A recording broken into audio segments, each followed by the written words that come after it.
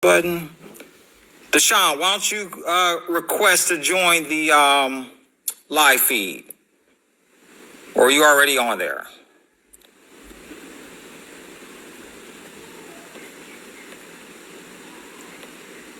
Hang on one second. Oh, there we go. All right, add. Out. Waiting for Deshaun to respond. It's connecting now. There you go. What's up, man? Jack Rabbit. What's going on? What up? How you doing, man? How you feeling? Family good? Everybody safe? Everybody healthy? Yeah, we're doing good. I feel good. That's good. Good stuff. So listen, I have a lot of things I want to talk to you about. So just to let everybody know, first I'm going to introduce you as Deshaun Morris, which is your birth name. The second. Okay. The second, Deshaun Morris the second. Born to compete, eight-year-old running back of the year this past football season, correct? Yes, correct. And then you were also national running back of the year for what organization was that, where you were the national running back of the year? That was R&R. That was R&R. R&R. Great. So this is Mr. Deshaun Morris, and we're going to get into him. He's also a brand ambassador for Under Armour Project Rock. Mm-hmm. And we're going to dive in some, talk to him about what he's been doing during this. I don't really call it downtime because there really is no downtime. We're always working and grinding, right? Yep. Always working. So, that's right. All right. So look, my first question for you is this. Why the name change from Flash to the Honey Badger? Well, honestly, I changed it because I feel like there's just way too many flashes. Like everywhere I turn, there's a flash there, a flash there. So I feel like the Honey Badger represents my name well. And the Honey Badger, the animal, he's the most fearless animal on this planet. So I love that animal because he's fearless, just like how I'm fearless. So I changed it to that name. Last but not least, the Honey Badger, my favorite player for the Kansas City Chiefs, Tyrann Mathieu. I just love him as a player because he's fearless. Like, he don't care who he lines up against. He gonna attack you like with all he got. He can be sometimes smaller than you. He'll still attack you with all he got and bring it to you. And he's a safety like how I'm a safety. So that's why I like him. Okay. All right. Good stuff.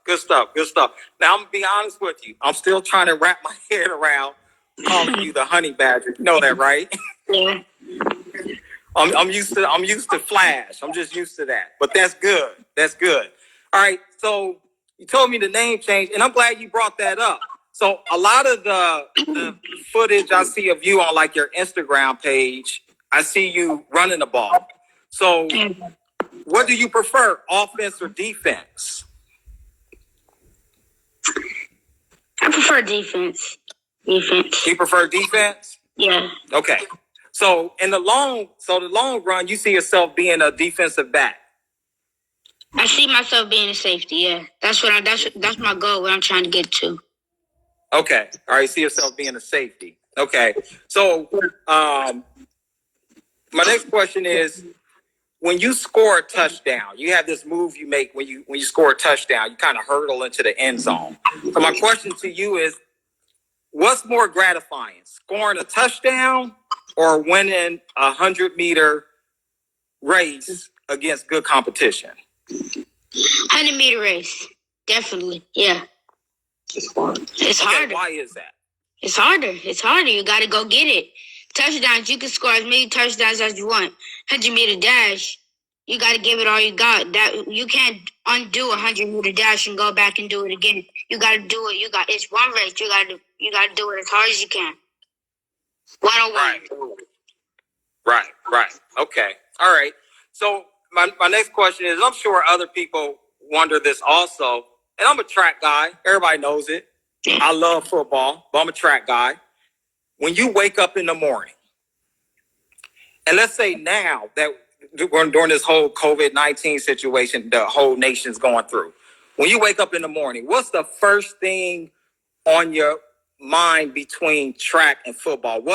Is there something that comes up first related to track, or is it something that comes up first more related to football outside of your normal routine that you do?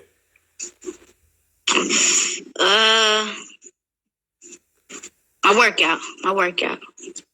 Your workout? Okay. Yeah. All right. So your workout. Okay. But my question is, I get that, but I know your workout. But when you're doing your workout, are you thinking more football or more track? I'm thinking more football. Cause I'm More football. I'm really hoping football season don't end. Like Right. we still going for it. Right. Okay, good stuff. All right. So, what was it like working with Under Armour, the Project Rock? What was that like? Like your dad just look. I'm gonna tell you something. Your dad just dropped that on us. Like I looked and there it was. I was like, wait a minute, is that Deshaun? Wait a minute, is that Rock? So, what was that like working on that project? That was a beautiful feeling, man. Like I've worked so hard for it, and I've seen progress and how things have went for me, and being in that moment, it just felt so good to me, and I loved every second of it. That's good, and you did a great job with it. You really did. Thank you. Thank you. So there's something I want to get into, because when it comes to youth sports and kids at a young age, are you 8 or are you 9? Have you turned 9 yet? Not yet. I turned 9 June 3rd. Okay, so you're still 8 years old. Yeah. And I'm gonna just share something with you. So I had the opportunity, the privilege of carpooling with you guys when we went to the VA showcase in Virginia. Yeah. And I had an opportunity that we were there for 3 or 4 days. And Yeah, I had the opportunity to witness the cadence and the discipline, the diet, the sleep regimen, just your preparation when it comes to you mentally and physically getting ready to compete. And I'm sure there's a lot of people that follow you on Instagram, or they know about you, or maybe they look at other videos of other kids, or just look at people in general and they see people doing certain workouts, and then they probably go down their basement or they go in the backyard and they try, they do the same thing, the same workout. Yeah. But the bottom line is that's only 10% of it. Yeah. The other 90% is the discipline and the focus. And I think that's what a lot of people don't understand what they miss. You really have a regimen, a cadence. There's a discipline factor. There's a daily routine that you follow and you do. I don't want to say exactly what you do, but just to sit there and observe how you and your dad went through certain things. I'm not going to say it blew me away, but it confirmed to me why you are in the position that you are in because of that. And a lot of people just don't have it because discipline is something very tough to do for a lot of people to do. It's easy to get lazy. I get lazy sometimes, It's something tough to do. And that's the main part. I mean, that's 90% of it, along with your diet. So how do you at 8 years old follow that? How are you able to stay with that type of regimen, the things that you do with your dad that your dad has planned out for you on a daily routine? I mean, it is my dad. He motivates me to go hard, and I know if I don't wake up that morning and I don't get that work in, that another kid is getting that extra work in, and I don't want nobody to outwork me in anything. So that's why he pushes me to go as far as I can go. Right. Good stuff. And I'll tell you this about your dad. Some parents who may have a child at your caliber, you have 138,000 Instagram followers. That's a lot of followers. That's a lot. And your dad, there's times where he'll call or text you or message me and say, look, Deshaun was doing this. He ran this race. This is what I saw, videotaped him. What do you think, coach? And I'll give him my feedback. He's very open to communicate and working with the people that he's surrounded, or that you're surrounded around, if that makes sense. Your coaches, your football coaches, your trainers, your track coaches. And that's one thing I can appreciate as a coach that he still has that communication. He trusts what those coaches are, telling him, which tells me when you get to a certain point, when you're in high school, you get on the collegiate level, you're going to be in a position where you're going to understand that a coach is a coach and a coach is there for a good reason. You have to trust your coaches, right? Yeah, definitely. Yeah. Yes, that's good. Okay. So, what's the challenge of the week that's coming up? I know you've been doing a challenge every week. What's the challenge of the week that's coming up? I like the cup. That was a great one. Oh, we coming for pull-ups. As many pull-ups as I can do. As many pull-ups as you can do?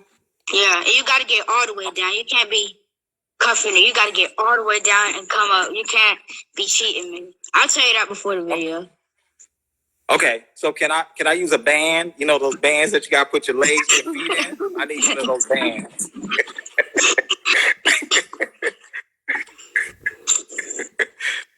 All right, so listen, we're going to wrap this up. But listen, before I wrap this up, I want to say something to you. I don't mean to get all sentimental on you, man. But, everything the work that you put in and the things that you do, and your dad had check me if I'm wrong. Your dad he's part of him doing this. You have sisters, all sisters, right? Sisters, all sisters, yeah. Yeah. So you have all sisters. And he knows you're going to look out for your sisters, 4 sisters. So when you 13, 14, 15, 16, 17, 18, 19, 20 years old, he knows you're going to be looking out for your sisters. Yes. And a lot of what he's showing and teaching you, the discipline and things like that, he knows that you're always going to be there for your sisters, if that makes sense. I always will be there, yeah. Exactly. And then the other part where I want to tell you is when you get to the point and you start to obtain all the goals that you set out for yourself, always remember to pay it forward. Because I think a lot of the things, a lot of the information and the cadence and the routine that you have, a lot of things that your dad is showing, a lot of the coaches that you work with, the discipline that you have, pay it forward and pass it on to someone else. It's called the life cycle. But pass it on to a good person. Don't just give it, don't give the game to anybody. Your dad will tell you that. Yeah. Don't just give the game to anybody. But that's called the life cycle where you take it and you pass it on, to someone else. Okay? Yeah. All right. So what are you plan? Tell me real quick before you go. What's the plan for this football season? What team will you be playing for this fall? Can you tell us that? I'll be playing for Falcons United, 9U Gold. Okay. All right.